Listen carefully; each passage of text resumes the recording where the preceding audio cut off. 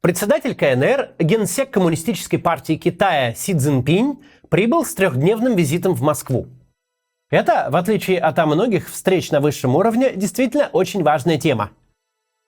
Понятно, что именно Китай сейчас главный игрок. От Китая все ждут главных решений. Что скажет Си? Будет ли Китай поставлять России оружие и боеприпасы? Будет ли помогать в обходе санкций? А если будет, то в какой степени? Сколько российских энергоносителей купят и на каких условиях? Пустят ли российские банки в свою платежную систему? Все вопросы к Китаю, все нервные взгляды обращены на Пекин. В его руках судьба России. Это впервые такое, по крайней мере, со времен Петра I, с тех пор, как Россия стала империей и вошла в клуб великих держав. Впервые Россия перестала быть самостоятельным субъектом международных отношений. Впервые всем понятно, что весь комплект ключей от окончания войны, от экономики, от дальнейшей судьбы Путина лежит в Политбюро Коммунистической партии Китая. Путин не просто поставил Россию в зависимое положение от Китая, он сделал Россию таким же приложением к Китаю, как страны соцблока были приложением к СССР.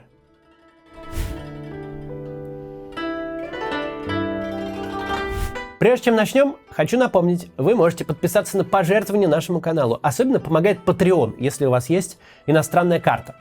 У нас эти пожертвования немножко уменьшаются в последнее время, поэтому вот напоминаю, подпишитесь, пожалуйста. Ну, все, начнем. После 24 февраля прошлого года Китай остался единственным самоштабным торговым партнером России. При этом для Китая Россия как была торговым партнером, замыкающим первую десятку, по обороту вдвое уступающим Южной Корее, так и осталась. Импорт техники и технологий, промышленного оборудования, автомобилей и, что особенно важно, запчастей – все идет через Китай. Китайские власти сегодня могут просто взять и выключить российскую экономику. Остановится промышленность, замрет приток валюты. Причем на самом Китае это практически никак не отразится. В самом начале 90-х, в самые голодные 2-3 постсоветских года, Россия также зависела от внешних и неподконтрольных себе сил, как сегодня. Но тогда речь шла о продуктовой и финансовой помощи от целого ряда стран. Не было такого, что кнопка «выкл» от России стоит на одном единственном столе. Что сидящий за этим столом не нажимает ее просто по доброй воле и от хорошего настроения. Владимир Путин очень стремился вернуться в реальность после Второй мировой войны. В реальность, где есть две сверхдержавы, определяющие судьбы мира, а все прочие государства находятся в их зонах влияния. И пользуются своим суверенитетом настолько, насколько им дозволяет Москва или Вашингтон. В какой-то степени это у Путина получилось. Только вернулся он в этот мир не на правах Сталина или Брежнева, а на правах Чаушеску. Не он делит, его делят. Договариваются о новом миропорядке не он, договариваются о нем. Никому за пределами России совершенно нет дела до того, что скажет Путин. Чуть больше года назад Путин угрожал всему НАТО, и НАТО на эти угрозы даже приходилось отвечать. Чуть более года назад мировые лидеры униженно стояли в очереди, чтобы попытаться умиротворить Путина и попутно выслушать его вранье за столом рекордной протяженности. Чуть больше года назад он держал весь мир в напряжении. Все прислушивались к каждому его слову. Сегодня, когда путинская армия показала все, на что она способна, когда усеяла сожженной техникой четверть украинской территории, а укрепленные позиции забрасываются полуголодными телами в дедовских бушлатах, когда не сработал ни один план, когда фейком оказалось все, когда даже идея заморозить Европу, оставить ее без газа, обернулась лишь утратой газового рынка для России, когда всем стало понятно, что Путин просто импровизирует на ходу. Сегодня склады ракет опустошил, пуляя по украинской электрической инфраструктуре. Завтра армию из зэков Пригожину подарил, потом мобилизацию развернул и быстренько свернул, как стало припекать. Когда выяснилось, что у России даже нет армии как единого образования, а есть феодальная мозаика, пребывающая в перманентном конфликте, вот тогда всем стало совершенно ясно, что никакого нового фокуса от Путина можно не ждать. На наших ведь глазах менялась риторика западных союзников Украины. Помните, был такой аргумент – эскалация. Все были убеждены, что у Путина под столом есть запасная армия, настоящая. Ведь не может российская армия представлять собой вот это вот. Слишком сильна была инерция, слишком прочна была репутация России. Путину пришлось убеждать весь мир, что это все не шутка, что танки и БМП 70-х годов под управлением вчерашних срочников стоят в пробках на украинских шоссе, потому что у них кончилось топливо, что это не шутка, что их расстреливают из джавелинов как в тире, что вторая армия мира и правда выглядит именно так. Долго эксперты не могли поверить, что это все прямо так и есть в реальности, что никакого плана «Б», кроме как ломиться стадом на Киев в надежде на чудо, просто нет. Что когда закончатся танки и БМП 70-х годов под управлением вчерашних срочников, их заменят на технику 50-х и 60-х годов под управлением вчерашних бухгалтеров. И на этом все. Но в итоге у Путина получилось. Сколько бы ни пытались западные лидеры спорить с тем, что видят собственными глазами, но невозможно стало отрицать очевидное. Все путинские угрозы, ультиматумы, сверкание глазами и напряжение мышцы бороды – все это опиралось на разворованную до основания армию, на некомпетентных генералов, на бесконечное вранье, очковтирательство и пиар. Пиар настолько всемогущий, что в него поверили сами рекламщики.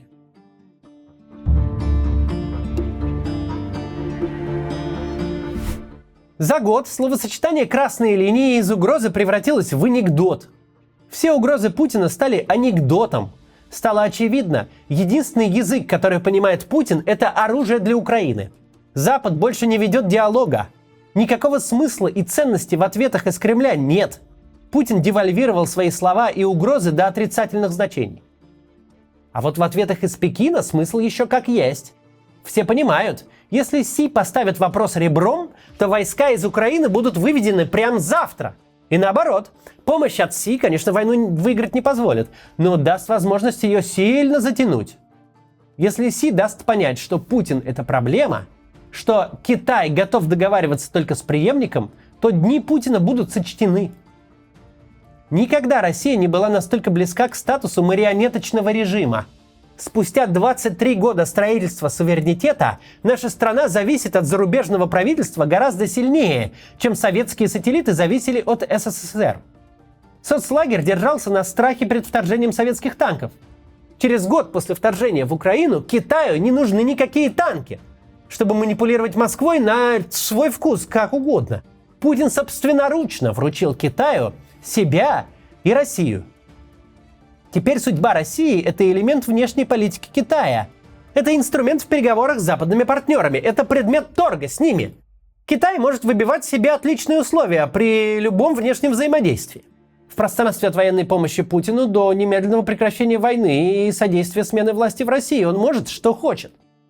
Собственно, то, как обставлен визит Си в Россию, до предела приторный, низкопоклонный и верноподданнический тон публикаций, все это говорит само за себя. Визит Си – главное событие года. Ничто не может с ним сравниться. Начальство приехало. Это реальность, которую невозможно отрицать. Почти четверть века бесконечных понтов, подкрепленных только ценой на нефть и больше ничем. Почти четверть века имперских амбиций поверх пустого тщеславия провинциального чинуши привели нашу страну туда, куда привели. Теперь режим Путина как минимум настолько же зависим от Китая, как режим Лукашенко от Путина. Теперь время поговорить о происходящем с точки зрения самого Китая. Какую позицию он занял в отношении России и войны? С самого начала вторжения, буквально с марта прошлого года, Китай показывает совершенно явно: он готов сотрудничать с Россией. Готов, пока это ему ничего не стоит, пока это ему выгодно и пока это не несет для него рисков. Покупать нефть вдвое ниже рынка – это сколько угодно. Подключать ведущие российские банки к UnionPay с риском попасть под санкции – извините, подвиньтесь. Как был UnionPay в десятке российских банков, как стоил очень дорого, от 5 до 15 тысяч рублей в год, так и остался. И только в половине случаев теперь еще и выпущенные в России карты не работают в большей части мира.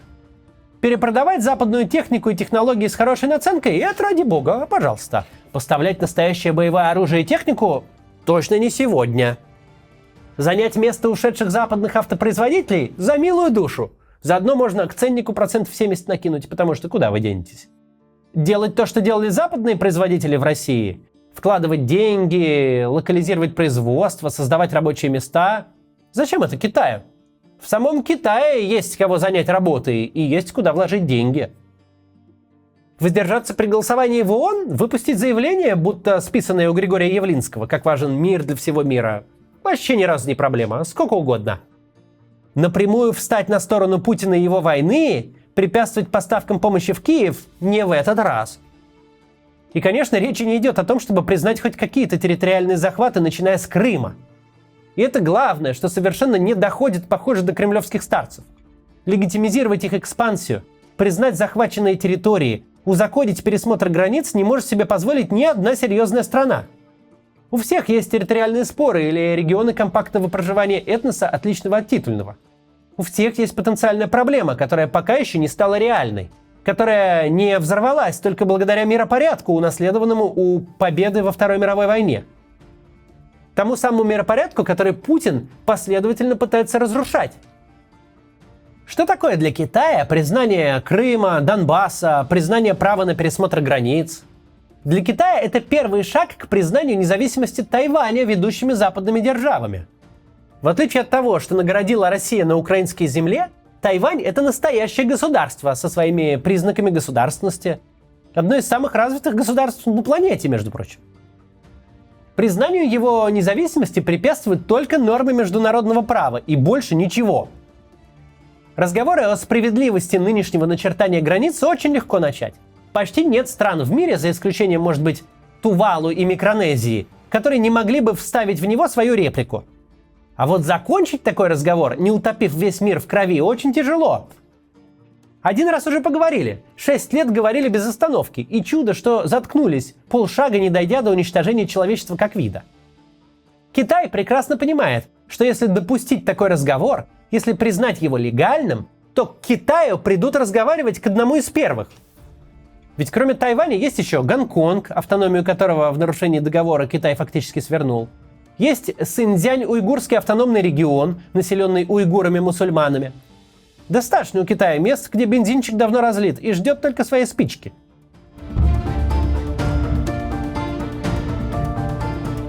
Никакую определенную позицию Китай занять не может и занимать не будет, это факт. Остается вопрос, насколько Китаю выгодно текущее положение дел. Базово невыгодно вообще. Из-за войны России против Украины мировая экономика теряет триллионы долларов, причем теряет долгосрочно. Это вычет из роста на следующие 10 лет. Став причиной дефицита энергоносителей, причиной разрыва логистических и финансовых цепочек, Путин своими руками устроил новый коронавирус. Китай предельно встроен в глобальную экономику. Китай стал нынешним Китаем за счет глобального рынка и международных инвестиций. Китаю ни разу не нужно, чтобы у европейца рос счет за коммуналку, и он экономил на китайских товарах. Потому что когда европеец считает, что можно лишний год походить со старым телефоном, китайский сборщик телефонов остается без работы. Любой глобальный кризис всегда гораздо сильнее бьет по развивающимся странам, а Китай как раз такая. У Китая и без того хватает проблем. Он в ловушке средних доходов, у него рухнул рынок жилищного строительства. Китай исчерпал простые рецепты экономического роста. Те цифры роста ВВП, которые мы видим сейчас, формируются государственными инвестициями. То есть мы видим рост госрасходов на поддержку экономики, а не на ее развитие. Зато вместо экономики в Китае растет очень неприятная проблема – молодежная безработица. Сейчас ее уровень для городов 18%. Это почти каждый пятый трудоспособный гражданин до 24 лет, который не может найти себе работу. Молодежная безработица, быстрый рост числа незанятых нищих молодых людей, особенно молодых мужчин – это такой показатель, на котором экономические проблемы становятся политическими. Удар по глобальному рынку, который нанес Путин своей войной, не может не усугубить эту проблему в Китае. Это с глобальной точки зрения. Локально же Китай получил себе контрагента, который зависит от него полностью. Китай может покупать у России углеводороды за сколько сам решит, потому что второй вариант – просто их сжигать. Китайские компании в тех рамках, пока летают под радаром санкций, могут занять такую долю российского рынка, насколько хватит их аппетита. Могут вышибать российских конкурентов. Какие же антимонопольщики сейчас посмеют залупнуться на Китай? Китай может выдавить российские компании с мировых рынков, начиная с черной металлургии, например. И тут речь даже не о конкуренции. Просто миру нужны швеллеры, рельсы, уголки и слябы. Но Евраз под санкциями, а у Китая все это есть. А еще у Китая, что важно очень в любых переговорах, есть идеальное пугало. Китай может угрожать, что поддержит Путина. И такая угроза в любых переговорах, хоть с Евросоюзом, хоть в США, заставит вторую сторону идти на такие уступки, на которые в мирное время они бы никогда не пошли.